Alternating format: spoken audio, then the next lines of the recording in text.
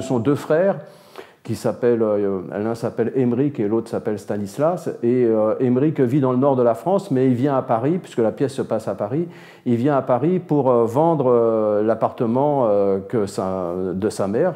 Leur mère est décédée. Le premier problème, c'est que son frère Stanislas occupe cet appartement. Il n'a pas tellement envie de le quitter, donc il n'a pas envie de le vendre. Et puis le deuxième problème, c'est que dans cet appartement, il y a aussi une jeune réfugiée ukrainienne que leur mère employait pour faire son ménage et ses courses.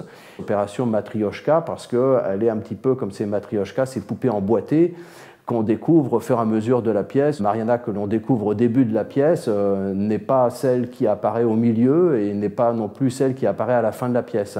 Cette pièce-là parle de notre époque. Ce sont des hommes et des femmes d'aujourd'hui qui ont à peu près entre 25 et 30 ans, hein, et qui s'interrogent évidemment sur leur avenir, sur le sens qu'ils vont pouvoir donner à leur vie. Et cette guerre, évidemment, même si elle est lointaine, elle les bouscule, elle les oblige à s'interroger sur les choix qu'ils devront faire dans la vie. À chaque fois qu'une menace de guerre se précise, elle nous oblige à nous interroger sur nos propres valeurs.